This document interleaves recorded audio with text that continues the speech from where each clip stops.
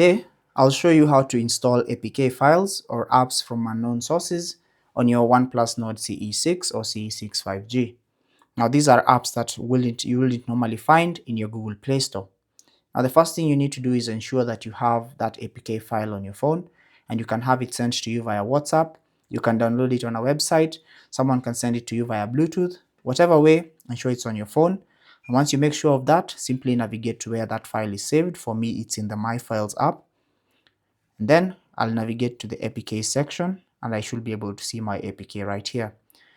Now, whatever way wherever you have it saved, you need to give permissions to install that particular APK. So tap on that APK and you'll see a pop-up like this one.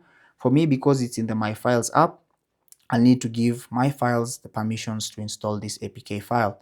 So simply select on Settings and then toggle on Allow from this source. And once you do that, it's going to ask you whether you want to install that app. Simply tap on Install. And you really have to ensure that you download the APK from a trusted source so that you cannot put your phone at risk. So for me, because I trust this source, I'll simply select More Details and then select Install Anyway, and then give permissions by entering my PIN, password, or pattern, and then my app is going to be successfully installed. Now, once you do this, it's always important to toggle this option off so that no unauthorized installations can happen. But now if you go back into your app drawer, you'll find that that app has now been installed onto your phone.